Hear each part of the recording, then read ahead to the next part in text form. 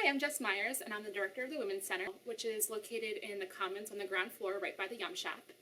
And I'm here today to chat a little bit about an experience I had when I was actually in college as an RA. It was move-in day, and there was moving a lot of heavy objects like, mini fridges and bags and life for the year. And there was a staff member who came over and asked a bunch of us that were sitting around to help move some heavy things. And when I volunteered, I was looked over, and instead two other guys were selected.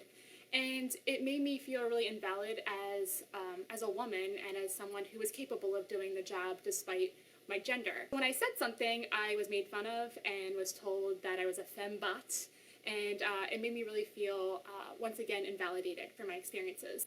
Fortunately, my experience throughout the rest of the year was a good experience with the RA group, but now that I'm the director of the Women's Center and have done research and understanding what that was, I realized it was a microaggression.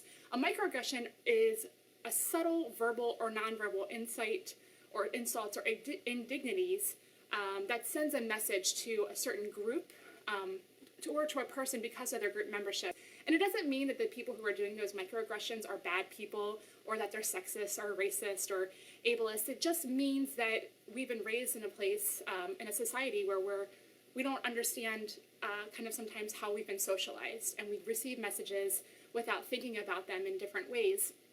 And so now that I know that that was a microaggression, I'm able to share that story in a way with other student organizations, with other RA communities. As a UMBC community, we want people in our groups to feel welcomed. We want them to feel that they can contribute, because that makes us better student organizations and helps us do better events. It makes people feel like they want to come back to UMBC year after year. So I have a presentation that I do that just talks a little bit about what microaggressions is, how they make people feel, and what we can do to make those happen less on campus. And I know that sometimes when we talk about race or sex, and specifically in racism and sexism, that it gets people scared and nervous, because if we're called about talking about racism or sexism, it's like, oh, we don't want to be bad people. But I heard a really great analogy the other day about brushing your teeth. And so even though you're, you can say yourself as being a clean person, but it doesn't mean that once you're clean, you don't stop brushing your teeth.